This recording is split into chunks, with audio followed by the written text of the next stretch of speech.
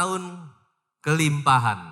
Mazmur 65 ayat 12. Engkau memahkotai tahun dengan kebaikanmu, jejakmu mengeluarkan lemak. Haleluya. Lemak berbicara tentang kelimpahan. Satu keadaan yang subur, berlimpah-limpah. Tuhan berjanji, Tuhan akan memberkati tahun dengan kebaikan. Dan Tuhan akan memberkati dengan kelimpahan, saudara-saudara. Kelimpahan itu artinya melebihi. Selalu ada lebih, ada surplus. Itu yang dimaksud. Inilah janji Tuhan bagi setiap orang yang percaya. Berkelimpahan, ada sisa. Ikan itu dalam bahasa Mandarinnya juga sama nadanya. I. Jadi nian nian yoi itu dipakai kata lambang ikan karena ikan itu sendiri bahasa Mandarinnya juga i. Jadi artinya setiap tahun ada ikan, saudara. Makanya kalau orang Tionghoa kalau sudah malam tahun baruan makan itu masih ada ikannya. Berarti itu nian nian yoi, tiap tahun ada ikan. Lalu mungkin saudara pernah melihat gambar semacam ini. Nah ini juga nian nian yoi. Saudara hitung ada berapa ekor ikannya? 9. Kenapa kok 9? Cio itu angka terbesar, saudara. Angka terbesar itu 9, bukan 10. 10 itu 1 sama 0. Makanya pakai kata 9, saya yakin juga karena dalam pandangan orang Tionghoa paling besar itu 9 angkanya. Jadi orang Tionghoa ini paling pintar, saudara. Cuan enggak mau cuan sedikit, cuan yang banyak ya. Kalau ada sisa jangan sedikit, yang banyak. Makanya mesti ada 9 ekor. Nah saudara-saudara, ini ada sedikit arti. Sebenarnya ikan itu lambang orang Kristen. Ikan dalam bahasa Gerikanya ichthus. Ichthus itu sendiri singkatan dari I itu Yesus. Ya, jadi kalau mau dipanjangkan ichthus itu adalah Yesus Kristus Tuhan Anak. Yesus Kristus T-nya itu Theos, U-nya itu anak, dan terakhir S-nya itu soter, artinya juru selamat. Jadi kata ichthus itu yang artinya ikan, itu punya arti bahwa Yesus Kristus anak Allah sang juru selamat. Terbiasa ya. Jadi kenapa kok ada gambar ikan? Karena pada waktu abad-abad awal, orang Kristen itu dikejar-kejar, mau dibunuh. Zaman kekaisaran Nero, kekaisaran Romawi, orang Kristen itu tidak bisa bebas. Mereka dikejar-kejar. Kalau tahu ada orang Kristen ditangkap, disiksa, dijadikan umpannya binatang, diadu sebagai gladiator. Jadi mereka tuh sembunyi-sembunyi. Akhirnya mereka punya akal. Bagaimana sekarang tahu kalau Anda Kristen, saya Kristen? Mereka pakai lambang ikan. Jadi kalau mereka ketemu, mereka akan menggambar. Nah ini mereka gambar begini. Kalau orang nggak ngerti pikir opo ini? Dia berarti bukan orang Kristen. Tapi kalau orang itu yang diajak bicara itu menggambar lanjutannya, nah kalau yang satu gambar gini lalu yang satunya digambar gini, oh berarti ini sesama Kristen. Dengan demikian maka mereka bisa saling sharing, saling menguatkan. Nah saudara-saudara, Tuhan adalah Tuhan yang memberi kelimpahan. Tuhan yang memberikan kelebihan. Kalau Tuhan memberkati kepada kita bukan pas-pasan, selalu berkelimpahan. Saya ingat waktu Tuhan Yesus memberi makan 5.000 lebih orang.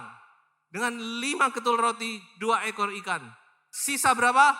12 keranjang. Ya, selalu ada sisa.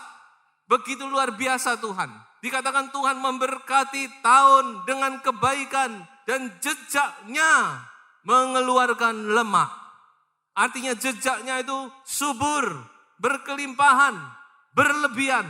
Kalau kita mau mengikuti langkah itu, saudara, kita pasti akan menerima berkat-berkat Tuhan. Saya ingat satu cerita di dalam Yohanes pasal 21, waktu Tuhan Yesus sudah bangkit dari kubur. Tuhan Yesus sudah menampakkan diri kepada murid-murid. Lalu murid-murid dia mulai menjala ikan kembali. Petrus beserta teman-temannya, mereka pergi menjala ikan, mencari ikan. Lalu apa yang terjadi? Firman Tuhan berkata, semalam-malaman mereka tidak mendapat 1 ekor pun. Aneh. 1 ekor pun tidak dapat. Kok bisa Tuhan? Lalu di mana janji Tuhan? Katanya nien yoi. Katanya berkelimpahan. Tapi kenapa kok tidak dapat? Nah ini yang sering juga menjadi pertanyaan kita.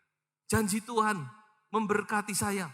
Janji Tuhan itu berkat berkelimpahan. Tapi kenapa?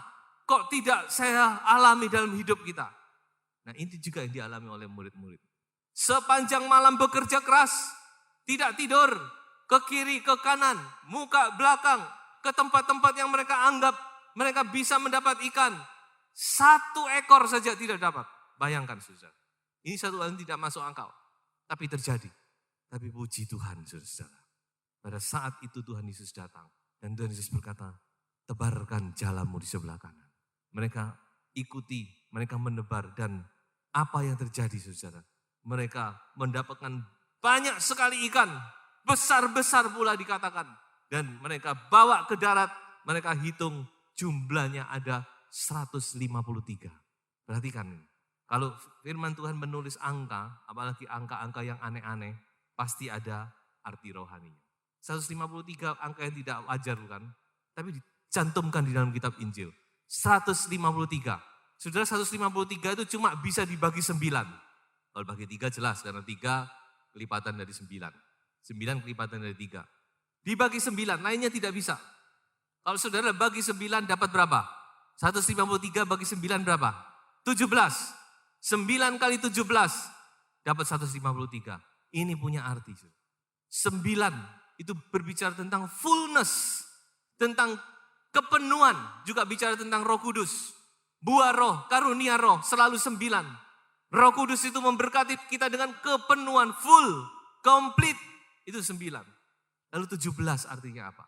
17 itu artinya spiritual order. Aturan rohani. Perhatikan saudara. Ada satu peraturan rohani. Artinya apa? Tuhan bukan Tuhan yang awut-awutan. Tuhan bukan Tuhan yang tidak beraturan. Tuhan akan memberkati kita. Tetapi sesuai dengan aturannya. Ingat saudara. Janji Tuhan itu tidak perlu saudara ragukan. Janji Tuhan itu ya dan amin. Haleluya. Setiap kata firman Tuhan itu ya dan amin. Karena itu tertulis di sorga. Firman-Mu tetap teguh di sorga ya Tuhan. Firman Tuhan ini bukan cuma di dunia, di sorga juga tertulis. Saudara tidak perlu ragu akan janji Tuhan. Tetapi yang jadi masalahnya apakah kita ikuti atau tidak. Kalau saudara ikuti order ini, ikuti aturan ini. Aturan main ini saudara-saudara. Di dalam nama Yesus saudara akan alami janji itu. Ini yang perlu kita mengerti. Bahwa janji Tuhan itu ya dan amin. Kita ikuti dan pasti Tuhan nyatakan berkat-berkat.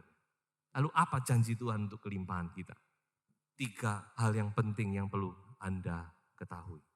Yang pertama, coba kita baca dulu di dalam Ulangan 28 ayat 11 dan ayat yang ke-12. Ayat 11, juga Tuhan akan melimpahi engkau dengan kebaikan dalam buah kandunganmu, dalam hasil ternakmu, dan dalam hasil bumimu, di tanah yang dijanjikan Tuhan dengan sumpah kepada nenek moyangmu untuk memberikannya kepadamu. Tuhan akan membuka bagimu perbendaharaannya yang melimpah dan memberkati segala pekerjaanmu dan seterusnya. Sudah luar biasa janji Tuhan. Jelas ini, berkat itu Tuhan sediakan, Tuhan akan memberkati engkau. Sebelum mereka masuk ke Kanaan, Musa kembali mengingatkan bangsanya. Tuhan akan memberkati engkau di tanah ini. Melimpah ternakmu, tumbuh-tumbuhanmu, hasil bumimu, buah kandunganmu, dan semuanya melimpah. Tuhan akan membuka perbendaharaannya. Luar biasa saudara-saudara. Kalau saya mendengar janji ini, saya akan meloncat-loncat. Oh puji Tuhan, luar biasa. Namun kita tahu bahwa perjalanan bangsa Israel persis seperti apa yang ditulis di Ulangan. Setelah berkat datang kutuk. Mulai ayat 15. Mereka mengalami banyak masalah, saudara-saudara. Bukannya berkat, tapi masalah-masalah, kekurangan, ditindas. Saudara-saudara, bahkan sampai mereka ditawan, dihancurkan, dan sebagainya, saudara. Itu yang mereka alami, peperangan dan pembuangan. Mulai ayat yang ke-47. Tetapi saudara, dikatakan apa? Pasal 29. Perjanjian dengan Allah diperbaharui. Ketika mereka mau membaharui diri. Membaharui perjanjian dengan Allah. Berjanji kembali, ayo Tuhan pulihkan kami. Kami mau kembali kepada Tuhan, tolong kami. pulihkan kami, ampuni kami. Tuhan, kami mau berubah. Tuhan, kami mau balik kepadamu. Ketika hati mereka balik kepada Tuhan, Tuhan, ampuni saya. Saya sudah berdosa. Maka pasal 30 tulis apa? Pulih setelah bertobat. Coba kita baca ayat yang ke-9, pasal 30. Tuhan Allahmu akan melimpahi engkau dengan kebaikan dalam segala pekerjaanmu, dalam buah kandunganmu, dalam hasil ternakmu, dalam hasil bumimu, sebab Tuhan Allahmu akan bergirang kembali karena engkau dalam keberuntunganmu, seperti ia bergirang karena nenek moyangmu dahulu. Apabila engkau mendengarkan suara Tuhan Allahmu dengan berpegang pada perintah dan ketetapannya yang tertulis dalam kitab Taurat ini, dan apabila engkau berbalik kepada Tuhan Allahmu dengan segenap hatimu dan dengan segenap jiwamu. Haleluya, kita bersyukur kita punya Tuhan yang setia. Kita tinggalkan Tuhan, Tuhan masih tunggu. Kapan anakku ini mau balik? Ketika kita balik, Tuhan menyongsong kita dengan berkat-berkat yang melimpah. Jadi ini yang pertama, saudara mau dipulihkan, saudara mau alami kelimpahan, saudara mau alami nyen yoi, kembali dari dasar pertobatan. Tinggalkan perkara-perkara yang tidak berkenan kepada Tuhan. Ayo kita hidup di tahun yang baru ini, saudara, dengan keadaan yang baru.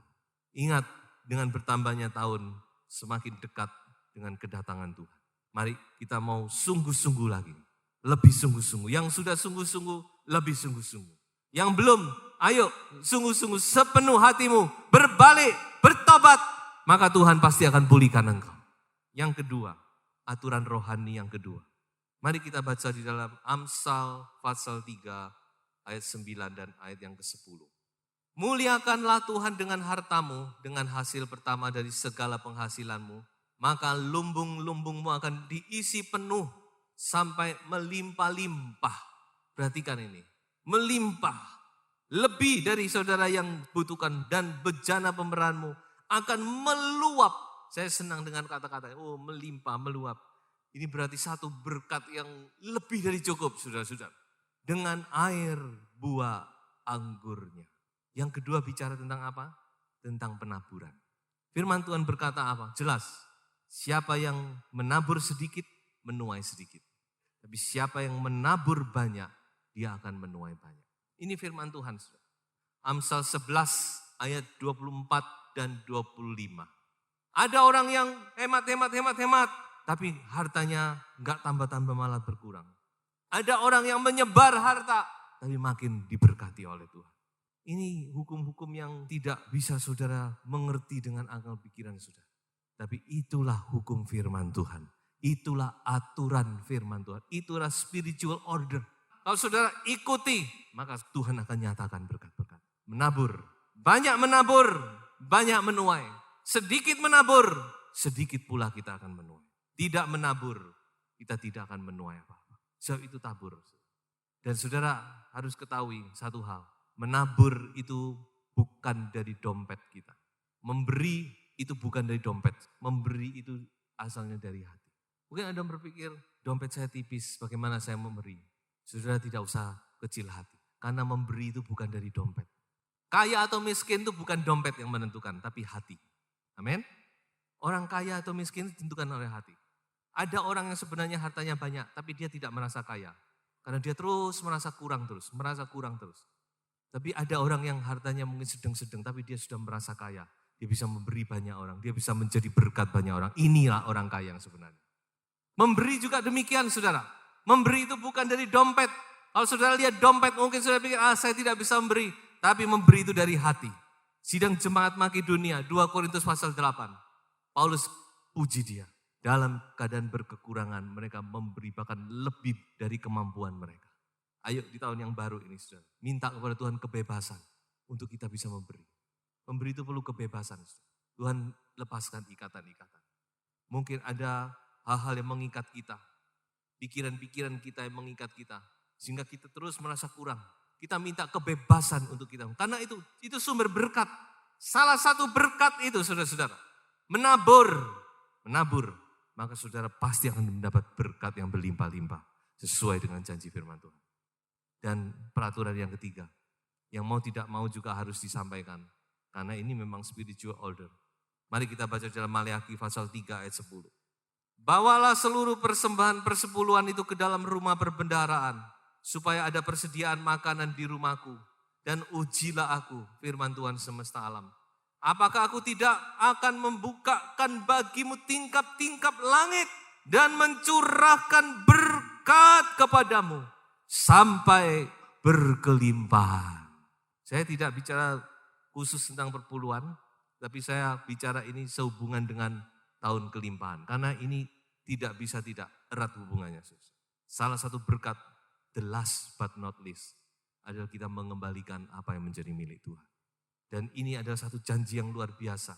Tidak ada satu ayat pun di firman Tuhan, Tuhan berkata, uji aku, tesen aku. Cuma dalam satu hal ini Tuhan berkata, ujilah aku. Coba kamu akan lihat, benar enggak? Saudara-saudara, Tuhan begitu serius. Dan saudara-saudara, memang ini adalah salah satu kunci dari segala berkat. Ada satu cerita di dalam firman Tuhan yang tercatat di dalam 2 Tawari pasal 31 tentang Raja Hizkia. Raja Hizkia adalah seorang raja yang takut akan Tuhan. Pada waktu dia mulai memerintah, maka dia mulai mencari Tuhan. Lalu dia mulai membenahi keadaan negerinya yang porak-poranda. Teristimewa kerohanian umat Yahudi pada waktu Yehuda. Porak-poranda. Itu mulai saudara bisa lihat baca mulai 2 Tawarikh 29. Dia mulai menguduskan kembali rumah Tuhan. Kemudian pasal 30 dia merayakan Paskah.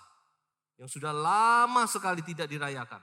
Ini luar biasa saudara. Dan pasal 31, mulai ayat yang kedua, Hizkia mulai mengatur sumbangan untuk para imam dan orang Lewi. Dia mulai kembali menata, ayo apa yang menjadi milik Tuhan, kembalikan ke rumah Tuhan. Supaya hamba-hamba Tuhan bisa berfungsi kembali dengan baik dan seterusnya. Coba saya bacakan ayat yang ke-10.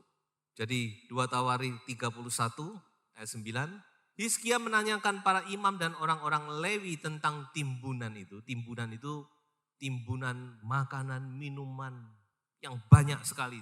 Ayat 10. Dan dijawab oleh Azaria, imam kepala keturunan Sadok demikian.